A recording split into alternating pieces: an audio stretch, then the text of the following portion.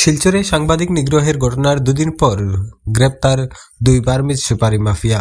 সাংবাদিক শামীম সেন ডেকাকে সংবাদ সংগ্রহ করার কথা বলে গনিয়ালায় ডেকে নিয়ে আবদ্ধ করে শারীরিক নির্যাতনের ঘটনার মামলা রুজু হলেও অভিযুক্তকেই গ্রেপ্তার করেনি পুলিশ। দুদিন পরও ঘটনার তদন্ত হয়নি। গত বৃহস্পতিবার সংঘটিত ঘটনার পর মুখ্য অভিযুক্ত আবু আহমেদ মজুমদারকে থানায় এনে রহস্যজনকভাবে মালগ্রাম পুলিশ ফাঁড়ি থেকে ছেড়ে দেওয়া হয়। এরপর রাতে থানা চত্বরে ধর্ণা প্রদর্শন করেন শিলচরের কর্মরত সাংবাদিকরা। এরপরও পুলিশ কোনো পদক্ষেপ গ্রহণ করেনি। শনিবার শিলচর প্রেস ক্লাবের এক প্রতিনিধি দল কাছাড়ের পুলিশ সুপার নুমাল মাহাত্তাকে একটি স্মারকপত্র প্রদান করেন। এরপর সাংবাদিকদের সাথে কথা বলতে গিয়ে পুলিশ সুপার বলেন, এই ঘটনার সাথে জড়িতদের খুব শীঘ্রই আইনের আওতায় এনে কঠোর শাস্তিমূলক পদক্ষেপ গ্রহণ করা হবে।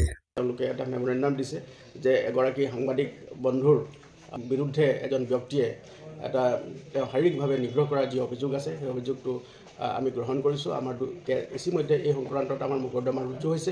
আমি জোৰ তদন্ত কৰিম আৰু তদন্তৰ কালত যি আহে তদন্তৰ কালত তাৰ যিটো পুংখানুপুংখ যি সত্য আছে এটা পোহৰলৈ আহিব আৰু সেই যিকেইজন ব্যক্তি ইয়াৰ লগত জড়িত হৈ আছে তেওঁলোকৰ বিৰুদ্ধে আমি কঠোৰতম আইনগত ব্যৱস্থা গ্ৰহণ কৰিম।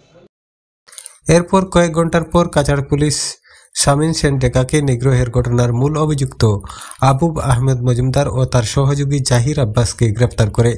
দুই অভিযুক্ত বর্তমানে শিলচর সদর থানার হেফাজতে রয়েছে।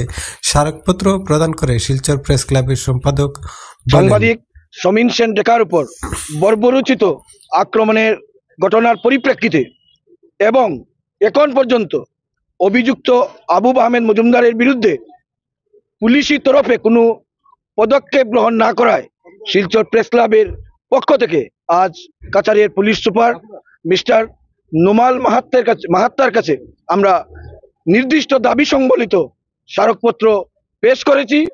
আমাদের স্পষ্ট দাবি যে আবু আহমেদ মজুমদারকে, যিনি আগে বহু অপরাধ সংক্রান্ত ঘটনায় অভিযুক্ত, তাকে গ্রেপ্তার করা হয়েছিল, বহু মামলা রয়েছে তার বিরুদ্ধে, এমনকি অপহরণের মামলাও রয়েছে তার বিরুদ্ধে। এমন একজন অভিযুক্ত ব্যক্তিকে এখনো পর্যন্ত সাংবাদিক নিগ্রহের ঘটনায় কেন গ্রেপ্তার করা হলো না, আমরা এ ব্যাপারে স্তম্ভিত।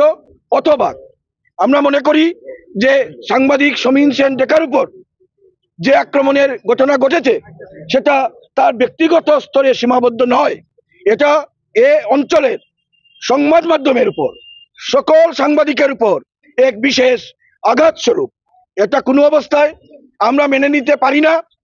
আমরা স্তম্ভিত যে আবু আহমেদ মজুমদার কিভাবে এত প্রভাবশালী হলেন, তিনি কিভাবে এত ক্ষমতা দাপট দেখাতে পারেন, তিনি কিভাবে এত বেপরোয়া হয়ে যেতে পারেন যে একজন সাংবাদিককে তার বাড়িতে আটকে রেখে দরজা বন্ধ করে দিয়ে সংগঠিতভাবে বাইরে থেকে গুন্ডাদের এনে এবং যারা পেশাগতভাবে গুন্ডা এমন ব্যক্তিদের এনে তাকে বেধড়ক মারধর করা হয়েছে। জানিয়ে দিয়েছি যে যেভাবে অতীতে তিনি বহু অপরাধের ঘটনায় তিনি কড়া পদক্ষেপ নিয়েছেন, সাংবাদিক নিগ্রহের ঘটনার জন্য একইভাবে কঠোর পদক্ষেপ গ্রহণ করেন।